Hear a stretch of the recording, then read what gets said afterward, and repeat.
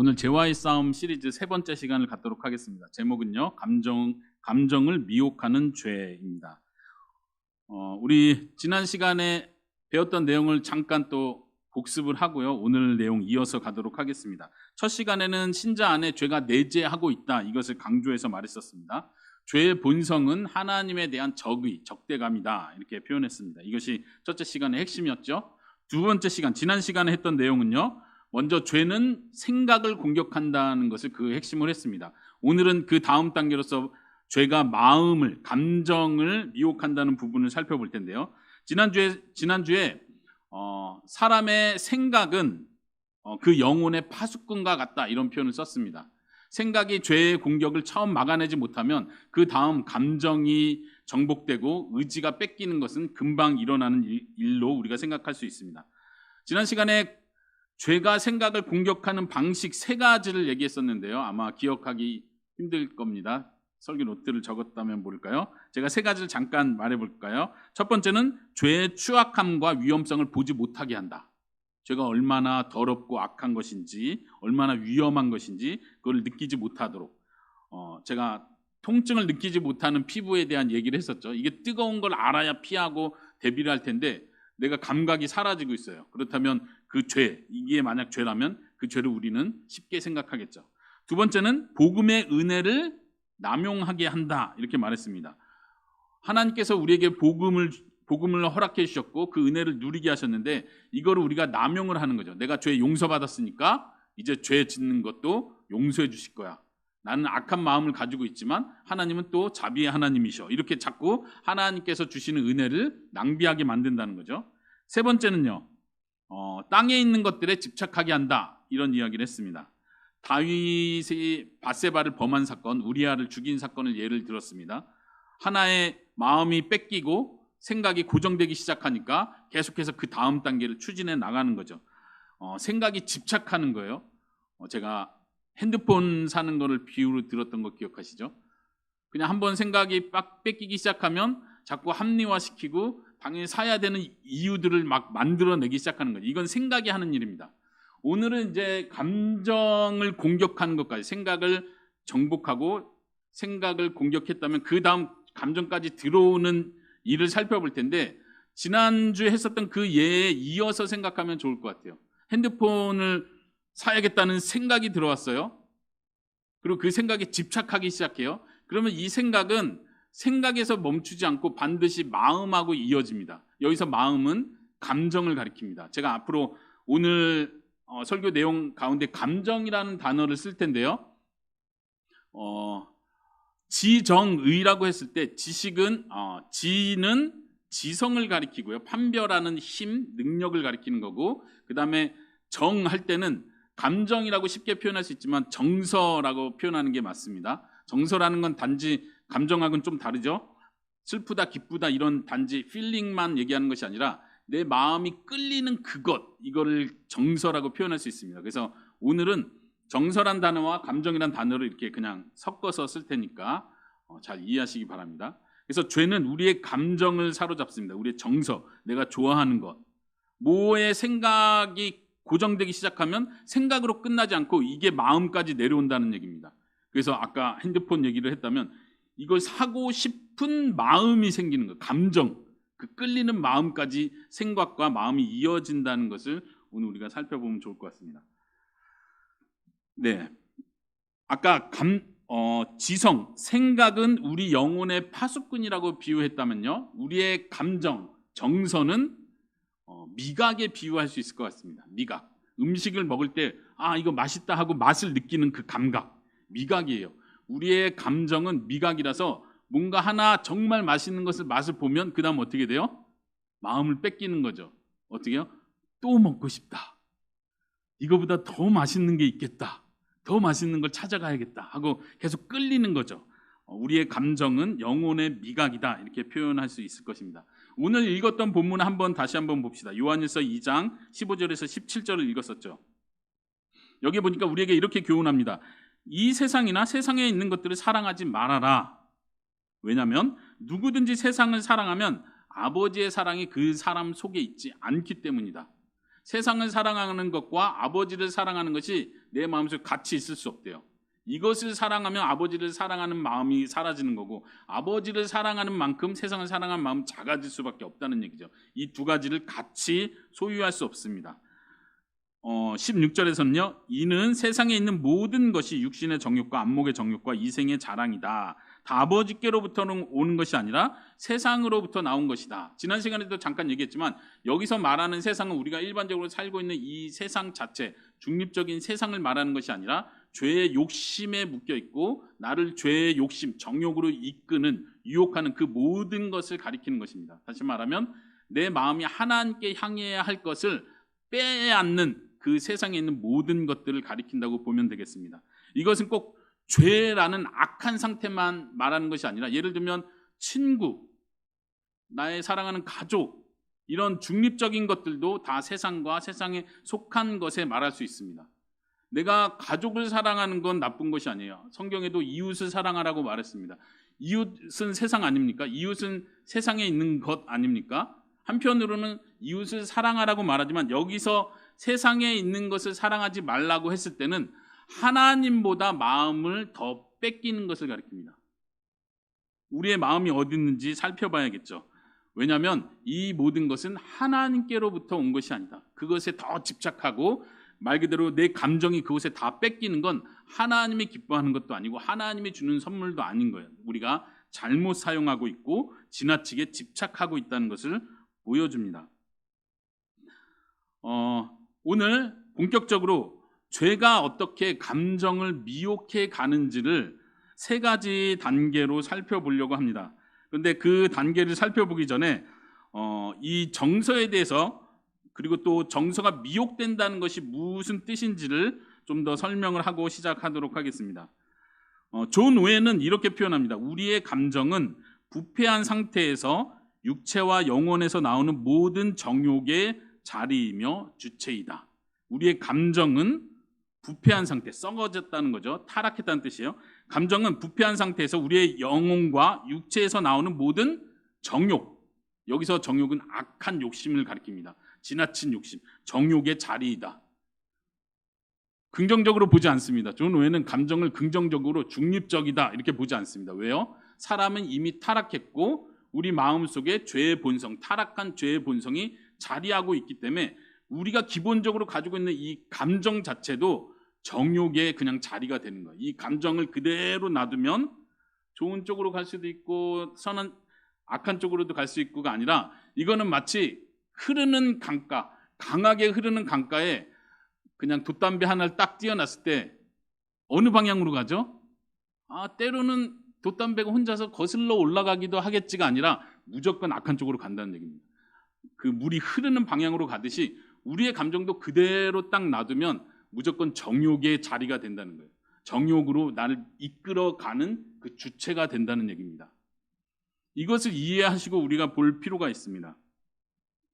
이제 감정이 미혹된다고 표현했을 때, 죄가 우리의 감정을 미혹한다고 표현했을 때 이 미혹된다는 게 무슨 뜻인지를 좀 더 설명해 보도록 하겠습니다. 우리는 무언가를 봤을 때 갖고 싶다, 혹은 나를 괴롭히는 사람을 느꼈을 때 저 사람에게 복수하고 싶다, 이런 감정들이 생기죠. 어떤 감정이든 우리는 일상 속에서 계속해서 일어납니다. 그런데 감정이 죄에 의해서 미혹됐다라고 말할 땐 그거보다 좀 더 강한 것을 표현합니다. 예를 들면 낚시를 하는데 미끼를 걸죠. 고기가 그 미끼를 물 수 있도록 딱 해서 기다리다가 고기가 잘 보다가 그 미끼를 보고 이건 먹을 것이구나 하고 미끼를 꽉 뭅니다. 안 물 수도 있죠. 살살살 건드려 볼 수도 있는데 미끼를 딱 물었을 때 어떤 상태가 되죠? 이건 빠져나올 수도 있고 못 빠져나올 수도 있고 이런 상황인가요? 미끼를 물었다는 건 이미 걸려 들었다는 거죠. 더 이상 자기 힘으로는 빠져나올 수 있는 방법이 없어요. 낚시 바늘이 어떻게 생겼는지 알죠? 이렇게 생겨가지고 끝에가 이렇게 걸려 있기 때문에 원리적으로 고기에 입이 물리면 이건 뺄 수가 없는 거예요. 자기가 사람이 손으로 이렇게 돌려서 이렇게 빼지 않는 한 물고기가 스스로 이렇게 힘으로 당겨서 뺄 수 있는 낚싯바늘이 아니죠. 감정이 미혹되었다 할 때는 바로 이런 상태를 가리킵니다. 내 마음이 더 이상 이게 놓칠 수 없는 상태가 된 거예요. 뭔가 하나 집착된 데서 그래 너무 집착하네 하지 말아야지 하고 내 힘으로 물러날 수 없는 상태가 되는 것을 미혹됐다고 표현합니다. 죄가 하는 일이 뭐라고요? 생각을 공격하고 그 다음에 감정을 공격합니다. 근데 생각이 파수꾼이라고 했어요. 생각이 이미 그래 합리화를 하는 거예요. 그래 그럴 수도 있지. 딴 사람도 그러는데 그래 이 죄가 뭐 그렇게 심각해. 대단한 건 아니지. 이렇게 하고 생각이 동의를 하기 시작하고 그 다음에 감정까지 내려와. 그래 나도 그렇게 할 거야. 하고 싶다. 그거 좋아. 벌써 감정이 이렇게 끌려가면 이건 미혹된 상태라는 거예요. 그래서 내가 이걸 벗어날 수 없어요. 이 상태에서. 감정이 이미 집착된 상태. 이거를 미혹됐다고 표현합니다. 오늘날은 특히 이 감정의 중요성을 세상 사람들도 잘 압니다. 특히 우리가 항상 접하는 광고를 보면 알 수 있어요. 쇼핑, 광고, 판매 전략 이런 걸 보면요. 뭘 공격하죠? 물론 생각을 공격해. 이거 좋은 겁니다. 이거는 이렇게 해서 아주 유용하고 우리 생활에 필요한 겁니다. 이런 것도 강조하지만 예를 들면 차 광고를 한번 봅시다. 차에 별로 관심이 없는 사람들도 있겠지만 예를 들면 그 비싼 차를 광고하는데 뭘 광고하죠? 성능, 어떻게 만들어졌는지 이런 정보를 주는 게 아니고 어떻게 해요? 감정을 자극합니다. 멋있는 배경에 멋있는 드라이브, 멋있는 배우. 그러면 이게 좋은 거고 연비가 어떻게 되고 다른 차에 비해서 뭐가 좋은 점이고 장점이 비교하는 게 아니고 그냥 감정으로 좋아. 나 저거 살 거야. 그래요. 특히 남자들. 그래 살 거야. 그러면 이건 사야 되는 거예요. 감정을 건든다는 얘기입니다. 이 세상이 그걸 너무 잘 알아요. 그것은 사단이 우리를 공격하는 원리도 똑같고요. 우리 속에 있는 죄가 나를 넘어뜨리는 방식도 똑같습니다. 감정을 자극하는 거예요. 그래 이거를 해야 돼. 난 하고 싶어. 이렇게 만든다는 얘기입니다. 자, 이제 구체적으로 한번 죄가 정서를 미혹하는 방법 3가지를 살펴보도록 하겠습니다. 여기서도 제가 간단하게 여러분들 기억할 수 있게 3가지를 표로 보여드리도록 하겠습니다. 첫 번째는요. 한번 같이 읽어볼까요? 시작. 먼저 지성을 의무로부터 끌어내린 후 죄에 집착하게 한다. 지금 서론에서 설명한 그 부분을 다시 반복하고 있습니다. 제일 먼저 하는 건 지성을 공격하는 거예요. 그래서 그 의무에서 끌어낸다. 그 의무가 뭐라고 했습니까? 지성, 생각의 의무는 뭐예요? 판단하는 능력이에요. 아까 광고 비유한 것처럼 이게 가격이 너무 비싼 거네. 이게 합리적이지 못하네. 이렇게 판단하는 의무를 지성이 가지고 있는데 그 의무를 딱 끌어내리는 거예요. 여러 가지 방식을 통해서. 그 다음에 그 죄 자체에 집착하게 만드는 거죠. 악한 것. 여기서는 이제 중립적인 어떤 것을 말한 게 아니라 악한 그 죄임에도 불구하고 이거는 옳지 않아 라고 판단해야 되는 그게 무너지면서 그걸 그냥 먹고 싶은 마음을 가지고 싶은 마음을 갖게 하는 거예요. 아담과 하와를 다시 생각해 봅시다. 하와의 이야기. 뱀이 하와의 지성을 공격했다고 했죠. 생각하게 만드는 거예요. 하나님이 왜 이걸 먹지 못하게 했을까? 라고 성경에서 그 다음 창세기 3장 6절에 보면 그 다음에 하는 행동이 여자가 그 나무를 바라봅니다. 그 전에 나무를 볼 때는 악한 생각 그런 정서의 요동이 없었어요. 이 나무를 보면서 하나님이 이거 먹지 말라고 했지. 그치? 안 먹으면 되지. 이렇게 봤던 그거를 생각이 무너지고 나서 그 나무를 보니까 성경에서 말하기를 그 나무를 본즉 먹음직도 하고 보암직도 하고 지혜롭게 할 만큼 탐스럽기도 한 나무인지라. 나무가 변했어요. 나무가 변한 게 아니죠. 나무는 그대로인데 내 마음이 변한 거예요. 마음이. 이거 먹고 싶다. 진짜 탐스럽네. 진짜 지혜로워질 것 같아. 지금 이게 뭐예요?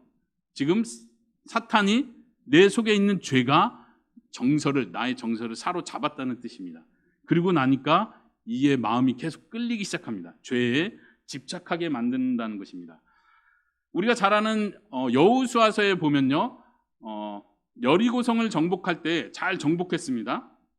근데 그 중에 한 사람, 아간이라는 사람이 여리고성에서 물건을 빼돌렸어요. 하나님께서 모든 것을 다 전멸시키라 했는데 물건을 몰래 빼돌렸습니다. 아간이라는 사람이. 그래서 아이성, 2번째 성을 공격할 때 실패가 있었습니다. 나중에 제비뽑기를 통해서 아간이라는 사람을 딱 찾아냅니다. 여호수아가 묻습니다. 너가 무슨 잘못했는지 고백해라. 했더니 아간이 이렇게 말합니다. 여호수아서 7장 21절에 보면요. 내가 노력한 물건 중에 시날산의 아름다운 외투 한 벌과 은 200세겔과 그 무게가 50세겔 되는 금덩이 하나를 보고 탐내어 가졌습니다. 여기 중요한 동사 3개가 나오죠. 보았습니다. 탐이 났습니다. 그래서 가졌습니다. 이것이 죄가 우리를 넘어뜨리는 그 단계이고 방식입니다. 생각을 공격해, 이건 하나님이 하지 말라고 했던 거지. 근데 이게 무너지기 시작합니다. 그리고 그게 탐이 나기 시작합니다. 그리고 이건 가져야 되는 순간까지 오는 거죠. 죄에 집착하게 만드는 것, 이것이 죄가 우리 정서를 미혹해 나가는 방식입니다. 또 한 가지 예를 성경에서 찾아보면요, 아합 왕 때의 이야기입니다. 북쪽 이스라엘 아합 왕 때, 아합 왕은 악한 왕으로 유명하죠. 아합 왕이 자기 왕궁 근처에 있는 나봇이라는 사람의 포도원을 보고 탐을 냅니다. 그래서 아합 왕이 나봇에게 가서 말을 합니다. 내가 돈을 주고라도 너의 포도원을 사고 싶으니까 좀 나에게 팔아라. 그랬더니 나봇이 뭐라고 말합니까? 기억나십니까? 나봇이 이 포도원은 우리 조상 때로부터 물려받은 것이고 이걸 파는 것은 하나님께서 원하지 않으십니다. 하나님께서 금하신 것입니다. 이렇게 왕에게 말합니다. 그럼 왕은 어떻게 생각해야 돼요? 생각을 해야죠. 내가 실수했구나. 그치. 이 땅은 다 하나님이 주신 건데 내가 갖고 싶다고 가지면 안 되지라고 판단해야 되는데 그 판단이 무너집니다. 하나님이 원하지 않는다는 거 알면서, 이게 죄라는 거 알면서도 그 마음에 집착이 되기 시작합니다. 성경에 보니까 이렇게 표현합니다. 아합 왕이 마음에 근심했다. 마음이 답답했다. 그리고 궁에 돌아가서 침상에 누워서 음식을 금했다. 그러니까 마음이 이미 뺏긴 상태를 아주 잘 보여주는 표현입니다. 마음이 이미 안 되는 거 아는데도 마음은 이미 저 포도원을 사야 되는 거예요. 이 상태가 되니까 어떻게 됩니까? 그리고 끝났습니까? 이미 이거는 미혹된 상태라는 거예요. 그러니까 돌이킬 수가 없죠. 어떤 일이 일어났습니까? 그 부인이 와가지고, 이세벨이란 더 악한 부인이 와가지고 왜 그러십니까 하면서 여차여차해서 부인이 그 나봇을 죽여서 그 포도원을 빼앗습니다. 아합이 잘못한 건 없죠. 그런가요? 부인이 잘못한 거죠.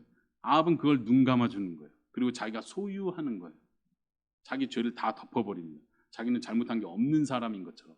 이것이 무서운 것입니다. 죄가 우리의 정서를 미혹한다는 것이 그런 뜻입니다. 두 번째를 보겠습니다. 한번 두 번째도 같이 읽어볼까요? 시작. 죄를 그렇게 나쁘지 않은 것으로 제시하며 좋아하게 만든다. 이것도 처음 생각 이야기했을 때하고 비슷한 점이 있죠. 생각을 공격할 때도 죄가 이걸 합리화시키게 만드는 거예요. 그런데 정서를 공격할 때는 좀 다른 점이 있어요. 그 노란색으로 표시한 부분이요. 좋아하게 만드는 거예요. 생각을 정복하고 이건 그렇게 나쁘지 않아. 이건 괜찮은 거야. 도리어 이건 나에게 유익한 거야 라고 생각하게 하고 그게 내 마음에 집착하게 만든다. 좋아하게 만든다. 이것이 문제입니다. 아까 표현한 것처럼 요즘 영화나 드라마들은 우리의 감정을 계속해서 자극합니다. 흔히들 다들 믿는 사람이든 믿지 않는 사람이든 다 동의하는 게 그거예요. 아침 드라마에 이 불륜이 항상 나와서 이거 정서적으로 좋지 않은데 라고 생각하면서도 우리는 그 드라마들에 계속 영향을 받습니다. 그 드라마가 우리를 공격하는 게 뭐예요? 크리스찬들에게 죄를 짓게 하는 게 뭐예요? 나쁜 거를 나쁘지 않은 것처럼 보게 만듭니다. 흔히 청소년들에겐 그러죠. 담배 피는 거. 그 나쁜 건지 다 모든 사람이 다 아는 거예요. 담배 파는 사람도 아는 거예요. 근데도 불구하고 이게 그렇게 나쁘지 않은 것. 스트레스 받을 땐 이거 담배를 한번 피면, 또 담배를 피면 누군가보단 좀 더 어떻게 보면 멋있어 보이고 드라마나 영화를 통해서 그렇게 보이게 만듭니다. 불륜 장면도 마찬가지예요. 누가 봐도 불륜이고 화가 나야 되는 장면인데 이걸 우리가 계속해서 반복해서 보다 보면요. 그래 괜찮은 거야. 내가 외롭고 힘들고 나도 어려운 상황에 겹치다 보면요. 그래 나에게도 진정한 사랑이 필요한지 몰라. 이게 뭐예요? 좋아하게 만드는 거예요. 나쁜 건 줄 아는데도 때로는 이게 좋은 쪽으로 보이게 만드는 거예요. 아까 하와가 나무를 볼 때 좋게 보았던 거죠. 먹는 것 자체를 좋게 보았던 것처럼요. 오늘날 우리는 그런 영향들을 계속해서 받습니다. 죄인 줄 알면서도 그게 좋게 보일 때가 있습니다. 그렇게 만들어가는 것이 죄가 우리를 속이는 방식입니다. 폭력 영화도 마찬가지죠. 폭력이 나쁘다는 거 잘 알지만 계속해서 우리가 여기에 연단되다 보면 그래 때로는 복수해 주는 것도 멋있는 거야. 남자로서 혹은 내가 당하고만 있지 않고 정당 방어를 하는 것도 필요한 거야. 근데 여기서 더 한 걸음 나가서 내가 정의를 실현시킬 거야. 이런 단계까지 가는 거죠. 좋아하게 만들므로써 내가 그 행동을 했을 때 죄책감을 덜게 만드는 것입니다. 우리가 이것을 분별할 수 있기를 바랍니다. 어쨌든 오늘날 시대는 옳고 그름을 판단하게 만들지 않고 좋아하냐 싫어하냐로 모든 걸 판단하게 만드는 시대입니다. 아까 자동차 얘기한 것도 그렇지만 내가 뭔가를 선택할 때 예를 들어서 슈퍼마켓에 가서 간식거리를 삽니다. 어떤 간식을 사십니까? 부모들도 그러잖아요. 우리 자녀들도 있지만 너 좋아하는 거 다 골라. 그렇죠? 부모들도 좋아하는 걸 골라 이렇게 흔히 말하죠. 근데 그렇게 말하면 안 되고 건강한 걸 골라. 너 몸에 도움되는 걸 골라. 지금 피곤하고 몸이 힘들지 너의 건강에 도움되는 걸 골라. 이렇게 해서 자꾸 그런 습관이 돼야 되는데 그냥 내가 좋아하는 거 이거 맛있겠다. 또 더 어릴 땐 그러죠. 우리 진이도 있지만 뽀로로 이거 아무 건강하고 아무 상관이 없어요. 캐릭터 이 그림 하나 그렸으면 그걸 고르는 거예요. 이게 세상이 계속해서 우리를 좋아하는 것과 싫어하는 것으로 모든 걸 판단하게 만드는 거예요. 한 사람을 선택합니다. 결혼을 앞두고 중요하게 사람을 선택하면 뭘로 선택해야 되죠? 뭐 예쁘고 안 예쁘고를 떠나서 내가 좋아해 안 좋아해 이걸로 선택하는 거예요. 맞는 말인 것 같은데 위험하다는 얘기입니다. 하나님 앞에서 중대한 결정을 할 때도 마찬가지예요. 내가 좋아하냐 싫어하느냐의 문제가 아닐 때가 많다는 거예요. 하나님 앞에서 이것이 옳으냐 틀리냐 이것을 우리가 판단하는 힘을 길러야 합니다. 세 번째를 한번 보겠습니다. 세 번째요. 마음 안에 있는 같이 읽어볼까요? 시작. 마음 안에 있는 은밀한 개별적인 정욕을 즐기도록 한다. 여기도 중요한 포인트는 즐기도록 만든다는 거예요. 감정을 자극하는 건 다른 게 아니라 한번 딱 보고 좋은데 하고 죄를 짓는 게 아니라 이걸 계속해서 즐기게 만드는 거예요. 아까 감정은 영혼의 뭐다라고 말했습니까? 영혼의 미각이다. 이 맛을 보는 거예요. 한번 맛을 보면 맛있는데 맛있나? 잘 모르죠. 제가 한 10년 전에는 블랙커피, 아메리카노 이런 걸 먹지 않았거든요. 10년 전에는. 근데 언제부턴가 어떤 분이 저한테 아메리카노를 드셔보라고 이렇게 내려주시는 거예요. 그래가지고 처음 먹었을 때 그 기억이 나요. 쓰다 화가 나더라고요. 이런 걸 좋다고 나한테 소개하더니 그 다음부터 또 예의상 또 먹고 분위기상 또 먹고 하다 보니까요 이게 맛있는 거예요. 지금은 제가 돈을 들여서 그걸 사가지고 갈아서 먹고 있습니다. 죄도 이와 같다는 거예요. 커피 먹는 것 자체는 죄는 아니죠. 근데 죄도 우리에게 계속 이렇게 맛을 조금씩 들이게 해서 그걸 즐기게 만듭니다. 그 앞에 있는 표현을 보세요. 마음 안에 있는 은밀하고 개별적인 것들을 즐기게 만드는 거예요. 이게 단순히 중립적인 거라면 문제가 되지 않지만 이게 항상 악으로 향하는 거예요. 우리의 감정은 항상 악으로 향하게 돼 있어요. 이걸 분별하지 않고 제어하지 않으면 항상 악으로 가게 돼 있습니다. 은밀하다는 건 남에게 들키지 않는 거예요. 그냥 나 혼자 있을 때 나 혼자 그냥 즐기는 거예요. 내가 스트레스 받고 내가 화가 날 때 내가 하는 행동이 있습니다. 내가 우울해지고 외로워질 때 하는 나의 행동이 있습니다. 그건 다른 사람이 나를 비판할 수 없어요. 왜냐하면 이건 나만 조용히 내 속에서 일어나는 일이기 때문이에요. 그냥 이건 겉으로 드러난 죄가 아니기 때문에 죄책감도 없을 수 있습니다. 그러나 나는 그걸 계속 즐깁니다. 그리고 개별적이라는 건 어떤 특정한 어떤 욕심을 가리킵니다. 내가 모든 면에서 욕심을 가지고 모든 면에서 악한 행동을 하고 있지는 않아요. 근데 특정하게 이거 하나만 내가 계속 가지고 있는 거예요. 각 사람마다 그 개별적인 정욕이 있습니다. 나는 이거를 계속 즐기는 사람이에요.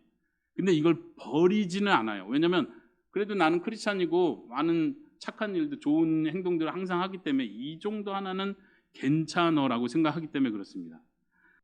예수님께서 이렇게 말씀하시죠. 우리가 잘 아는 마태복음 5장 28절에요. 나는 너에게 이르노니 음욕을 품고 여자를 보는 자마다 마음에 이미 간음하였느니라. 잘 아는 내용이에요. 이걸 좀 더 문자적으로 다시 해석을 하면요. 이렇게 번역할 수 있습니다.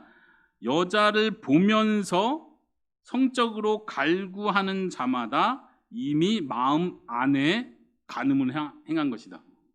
이미 마음 안에 간음을 행한 것이다. 여자를 보면서 내가 보는 것으로 그 갈구, 상상을 하는 거예요. 이 상상 자체가 죄라고 예수님이 단정을 하시는 거예요. 근데 이거는 누구한테 드러난 것도 아니에요. 내가 누구를 범한 것도 아니고 성적으로 누구에게 피해를 준 것도 아니지만 내 마음 안에서, 내 상상 안에서 일어난 건데 예수님은 그것을 간음했다라고 표현합니다. 아주 무서운 표현이죠. 우리는 이런 것들을 조심해야 합니다. 남자들은 특히 더 조심해야 되죠. 남자들에게 더 많은 성적인 욕심이 있는 것이 분명합니다. 그렇기 때문에 우리 자신을 계속 살펴야 됩니다. 그런데 거기서만, 성적인 욕심에서만 끝나는 게 아니에요. 은밀하고 개별적인 정욕이라는 건, 예를 들면 돈에 대한 욕심을 생각해 봅시다. 돈을 은밀히 개별적으로 즐길 수 있습니까? 돈은 써야 즐기는 거죠. 근데 내 속에서 즐길 수 있습니까? 그걸 한번 생각해 보십시오. 혹은 명예에 대한 욕심, 명예에 대한 욕심을 내 스스로 즐길 수 있어요. 명예라는 건 뭐예요? 사람들 앞에서 내가 높아지는 거죠. 사람들이 날 칭찬하는 거, 날 높여주는 게 명예인데 그걸 내 스스로 은밀히 즐길 수 있습니까? 그럴 수 있다는 겁니다. 한번 생각해 보세요. 내가 어느 때 화가 나는지 생각해 보세요. 내가 어느 때 불안해하는지 생각해 보세요. 돈이 없을 때 불안합니다. 사람들이 나를 인정하지 않을 때 화가 납니다. 이게 지금 내 속에서 계속 그런 감정이 쌓여가고 있다는 것입니다. 나는 한 번도 사람들 앞에 내 돈 자랑한 적이 없습니다. 나는 한 번도 내가 높은 사람이라고 교만하게 말한 적이 없습니다. 근데 내 속에는 계속해서 돈을 사랑하는 마음, 돈에 집착되는 마음이 계속 쌓여 있어요. 이걸 버려야 되는데 해결을 안 하고 놔두고 있는 거예요. 사람들이 나를 무시할 때마다 계속 화가 나요. 이걸 어떻게 조절을 하고 절제를 하고 해결해야 되는데 그렇지 않습니다. 미래에 대한 마음도 마찬가지예요. 나는 사람들 앞에 나는 미래가 불안해요, 힘들어요 라고 말하지는 않지만 내 속에서 계속해서 미래에 대한 불안함, 그거를 가지고 있습니다. 이걸 버리고 해결하고 기도하고 끝내야 되는데 이걸 나는 개별적으로, 특별히 내 약점으로서 내 안에 가지고 있다는 얘기입니다. 그리고 죄는 이거를 버리지 못하게 만들고, 야, 이걸 굳이 버릴 필요 뭐 있어? 너 속에서 일어나는 건데 너 나쁜 일을 한 거 없잖아. 그리고 이걸 계속 가지고 계속 즐기게 만든다는 얘기입니다. 성경에서 그런 예를 찾아볼 수 있을까요? 마음에 일어나는 일을 성경이 어떤 예로 표현해 주진 않지만 저는 삼손의 이야기가 그 중에 하나라고 생각합니다. 우리가 잘 아는 것처럼 삼손과 드릴라의 이야기가 있죠. 삼손은 하나님 앞에 어떤 면에서 특별히 부름을, 선택을 받은 사람이고 특별한 능력, 힘을 얻은 사람이었습니다. 그걸로 자신이 무엇을 해야 되는지도 알고 있는 사람이에요. 그런데도 불구하고 한 여자를 삼손의 표현으로 사랑했습니다. 여자가 계속해서 삼손에게 너 힘의 원천을 알려달라고 할 때 뭘 공격하죠? 당신의 마음이 어디에 있습니까? 당신이 나를 사랑한다고 하면서 왜 이걸 말해주지 않습니까? 만약 삼손이 진짜로 그 여자를 그냥 사랑하지도 않고 감정도 없고 딱 끊을 수 있다면 그 여자가 여러 번 공격했을 때 귀찮네 하고 딴 여자 만나면 돼요. 그렇죠? 삼손의 나쁜 기질로 따질 것 같으면. 근데 문제는 삼손이 이 여자에게 집착돼 있는 상태였다는 것입니다. 마음속에서 계속 이 여자를 좋아하는 마음을 버리지 못하고 있었던 거예요. 그러니까 여자가 마지막까지 말하자면 힘으로 협박한 게 아니죠. 말로 협박. 정말 나를 사랑한다면 왜 말해주지 않습니까? 말해줘야 되지 않습니까? 할 때 성경에서 표현할 때 삼손이 자신의 마음을 드러냈다 이렇게 표현을 해요. 여자를 사랑하는 마음, 거기에 집착돼 있던 마음이 이제 드러나는 거예요. 우리가 은밀히 개별적으로 가지고 있는 마음이 있을 때요, 이거는 언젠가는 반드시 드러나게 돼 있습니다. 그리고 우리는 깜짝 놀라죠. 난 이런 사람이 아니었는데. 그러나 우리가 우리 자신을 꾸준히 살피는 일을 해야 될 줄로 믿습니다. 자, 이제 마지막으로 적용하는 차원에서 어떻게 정서를 미혹으로부터 지키는지, 방지할 수 있는지 그 방법 두 가지를 설명하고 마무리하도록 하겠습니다. 첫 번째는요, 자신이 집착하고 있는 것이 무엇인지를 살펴라. 우리가 지금 배운 것처럼 어쨌든 죄는 계속해서 우리의 정서, 우리의 감정을 계속 사로잡으려고 할 것입니다. 낚시 바늘에 고기를 낚아내듯이 우리를 걸어내려고 하니까 여기에 딱 걸리면 이 죄를 지어낼 때까지, 내가 죄를 행할 때까지 이 낚시 고리는 빠지지 않습니다. 그 전에 우리가 방지할 수 있는 것은 우리 자신의 마음을 살피는 거예요. 말 그대로 마음을 살피는 거예요. 내가 염려하고 있는 것이 무엇인지를 살펴보십시오. 내가 불안해하고 있는 것이 무엇인지, 내가 불안해하고 염려하고 걱정하고 스트레스 받는 그 마음을 사로잡고 있는 그것이 죄를 일으킬 수 있는 기초가 됩니다. 그 문제를 살피고 해결해야 할 것입니다. 존 오웬은 이렇게 말합니다. 한번 잘 들어보십시오. 이 세상 신이 그 안에서 일하는 주된 방법은 세상적인 것이 부족했을 때 두렵고 무서운 어떤 일이 일어날 것처럼 제안할 뿐 아니라 이것들이 사람 마음의 모든 정욕을 충족시킬 수 있을 것이라고 약속하는 것이다. 다시요. 여기서는 이제 이 세상 신이라고 표현했어요. 사탄이 말하는 거예요. 사탄이 하는 일은 세상에 있는 것이 부족했을 때 염려가 나오는 거예요. 불안해지는 거예요. 세상 것이 부족했을 때 두렵고 어떤 무서운 일이 일어날 것처럼 제안한다는 거예요. 상상을 주는 거예요. 이게 안 채워지면, 내가 이게 부족하면 이런 일이 일어날 텐데 두려워지는 거예요. 염려가 여기서부터 나오죠. 그것뿐만 아니라 이 세상 것들이 사람의 마음의 모든 정욕을 충족해 줄 수 있다라고 계속해서 유혹한다는 겁니다. 그래서 우리는 염려하고 불안해합니다. 내가 가지지 못한 것 때문에 불안해합니다. 성경은 분명히 말하기를 미래를 하나님께 맡겨라. 내일 일을 염려하지 말아라. 하나님이 돌보신다. 너의 생명을 귀하지 않느냐. 계속해서 말해주는데도 불구하고 우리는 계속해서 염려를 향해서 달려갑니다. 빌립보서는 이렇게 말하죠. 아무것도 염려하지 말고 다만 모든 일에 기도와 간구로 너희 구할 것을 감사함으로 하나님께 아뢰라. 그리하면 모든 지각에 뛰어난 하나님의 평강이 그리스도 예수 안에서 너희 마음과 생각을 지키시리라. 하나님께 감사한 마음으로 우리의 피로를 다 아뢰십시오. 나 혼자 생각하고 불안해하지 말고 이걸 입술로 고백하십시오. 하나님께 기도로 나아가십시오.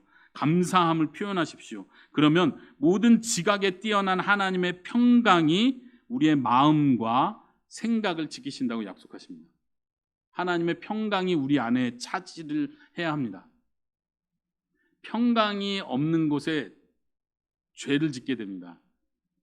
평강이 없는 곳에 불안함이 있죠. 초조함이 생기죠. 여기서부터 죄는 우리의 감정을 사로잡습니다.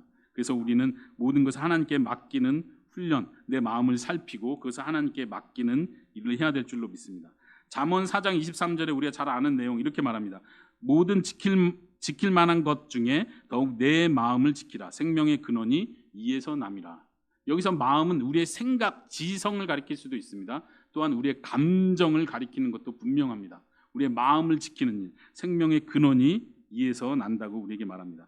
히브리서 3장 13절에 이렇게 말합니다. 오직 오늘이라 일컫는 동안 매일 피차 권면하여 너희 중에 누구든지 죄의 유혹으로 완고하게 되지 않도록 해라.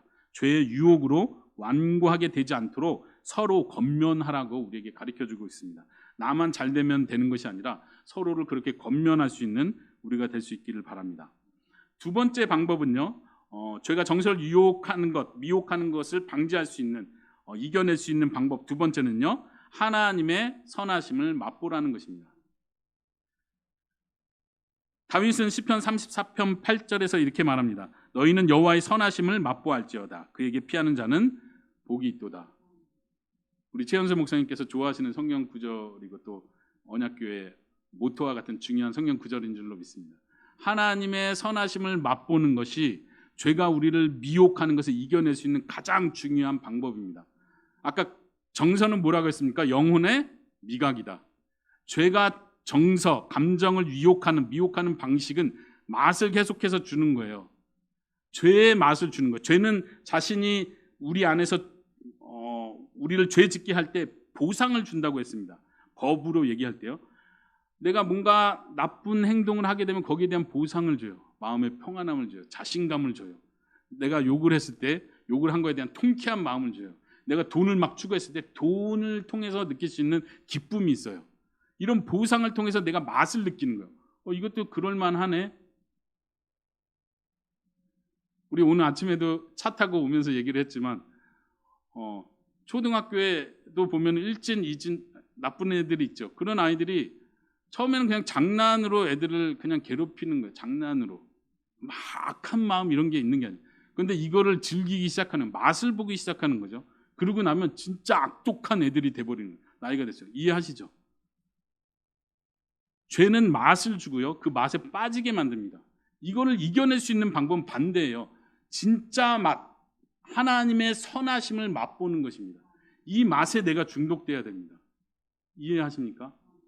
하나님의 아름다움, 하나님의 그 크신 은혜, 하나님이 얼마나 나를 사랑하시고 하나님의 성품이 얼마나 아름다운 것인지를 내가 계속 경험해 가야 돼요. 어떻게 경험하죠? 기도 가운데 경험하셔야 됩니다.